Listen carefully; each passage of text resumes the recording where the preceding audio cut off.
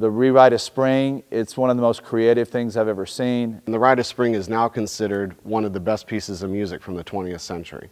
It's probably more important than any other piece of music in terms of influencing the direction of lots of other styles. This year's program, The Rewrite of Spring, was born from the Pina Bausch documentary that came out last year.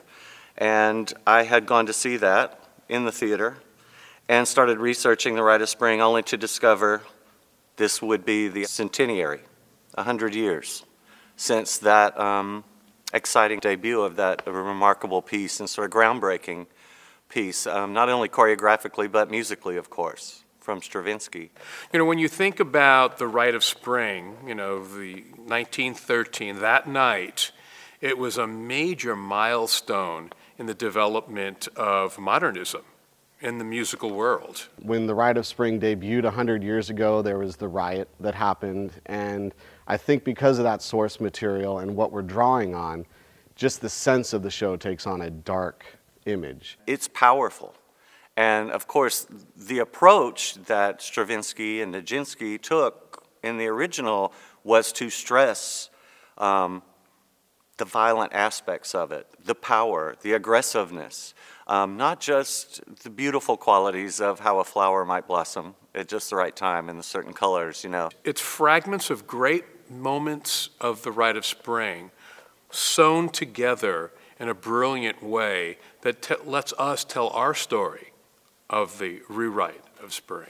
For people who know that music, they're going to hear elements of that music within the show, but I think what they'll find incredibly fresh and new is all of the different treatments of that actual music and the involvement of new styles, things that you haven't heard perhaps in drum corps through electronics, and sampling and voicing and mic'd soloists and those kinds of things.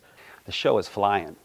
I mean, it moves. You know, when Dave first sent me the opener stuff, we're looking at it, and the first 4 minutes is like 210 beats a minute.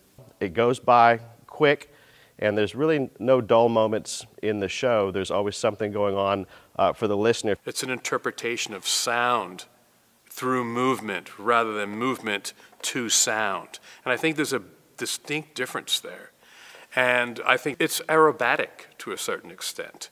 It's very, very telling in relationship to the expertise of the performers, because now they have to be a blending of a dancer and a musician and be able to do both things at the same time. And I think that's an amazing challenge that we bring to these young performers. We've been lucky enough to source out some great material, some jazz redos of The Rite of Spring, rock, and even different, just lots of different styles. It really is the basis for a lot of different style developments in music, The Rite of Spring. That which stagnates dies. And that's kind of our mantra. That's where we take our minds creatively as a design team every year. What can we do to set new standards in design? What can we bring to the field that's different, that's never been seen before? And this show, I think, is going to set, once again, the bar in all those creative aspects. The discovery process is certainly revealing different aspects of now what is a redesigned editorial musically.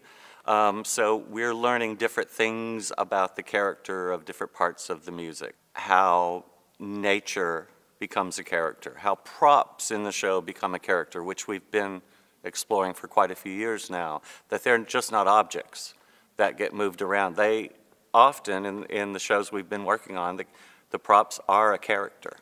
They have a personality, and they exhibit emotion.